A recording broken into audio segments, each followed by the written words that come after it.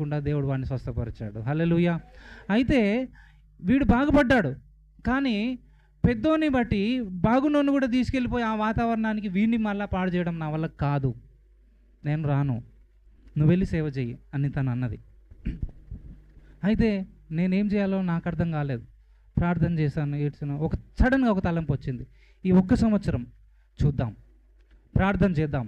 దేవా, నువ్వు కనుక నా కుమారుణ్ణి ఈ యొక్క సమస్య నుంచి విడుదలనిస్తే, స్వస్థపరిస్తే, మేము ఇంకా అక్కడే ఉండాలి, అక్కడ నీ పరిచర్య కొనసాగింపు చేయాలనేటువంటిది మేము నిర్ణయించుకుంటాం, లేకపోతే మాకున్న మూట అంత సదురుకొని వచ్చేస్తాం అని ఒకటే మాట ఇంతే ప్రార్థన చేసి ఈ 1 సంవత్సరం చూద్దామని చెప్పి మేమిద్దరం వెళ్ళిపోయిన తర్వాత 5వ రోజుకి అక్కడ లాక్డౌన్ అయింది. లాక్డౌన్ అయిన తర్వాత ఇంకా ఇంట్లోనే ఉన్నాం. ఆ విధంగా దేవుడు ఆ సంవత్సరం అంతా వాడికి ఒక్క జలుబు రాకుండా, మరలా ఆ ప్రాబ్లం రాకుండా, అప్పటికి బలహీనంగా ఉన్నటువంటి నా కొడుకు మంచి కండపట్టే విధంగా